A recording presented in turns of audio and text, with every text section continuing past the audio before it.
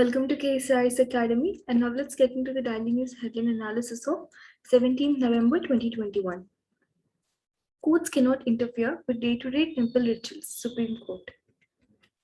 The Supreme Court said constitutional courts could not interfere with the day-to-day rituals and sevas performed in temples on the basis of public interest petitions. So public interest petitions based చేసుకొని constitutional courts ఏవి కానీ ఒక temple యొక్క day to day rituals ఇంకా performances లో interfere అవ్వకూడదు అని supreme court declare చేశారు. The writ jurisdiction of the constitutional court under article 22 and 32 article 226 and 32 was limited. So article 32 it is a fundamental right.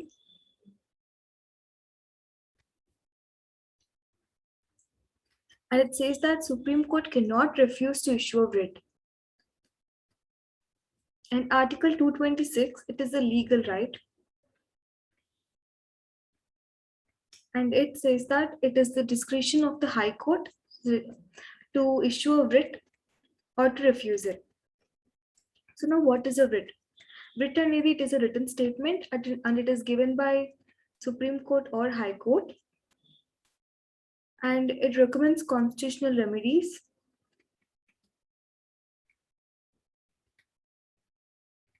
to Indian citizens whenever the fundamental rights are violated. So 5 types of writs ఉన్నాయి, namely habeas corpus, mandamus, certiorari, quo warranto, and prohibition. The meanings being habeas corpus ante to present the body, mandamus ante we command, certiorari ante to be certified, quo warranto ante with what authority, and prohibition meaning to forbid or to prohibit.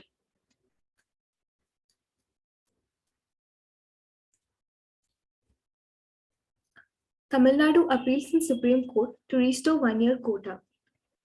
So Tamil Nadu Madras High Court has recently struck off a law, Tamil Nadu government's law, which provided 10.5% internal reservations to 1-year community within the 20% quota for the most backward classes. And now Tamil Nadu government, it is approaching Supreme Court challenging the Madras High Court's order about cancelling the law. The government says that the communities were impacted by the criminal tribal laws of British and enlisted as MBC. So e community value, they were victims of criminal tribal laws and చెప్పి government అంటున్నారు. And the recommendations of 10.5% reservations, these were made on the based on the population as enumerated in the survey done in 1983 by the Tamil Nadu Second Backward Commission, Classes Commission. So Tamil Nadu Second Backward Classes Commission ఏదైతే 1983లో జరిగిందో ఇందులో enumerate చేసిన population ని base చేసుకొని 10.5% reservation అనేది declare చేశామని కూడా Tamil Nadu government అన్నారు.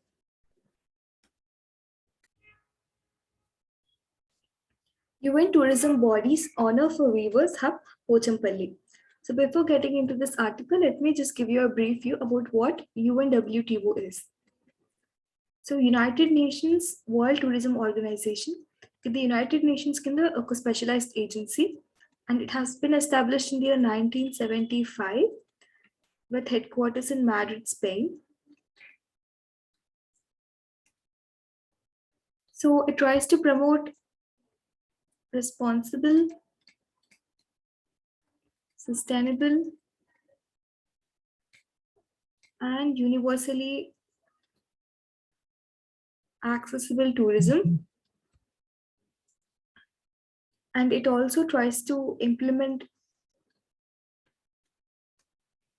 global code of ethics for tourism.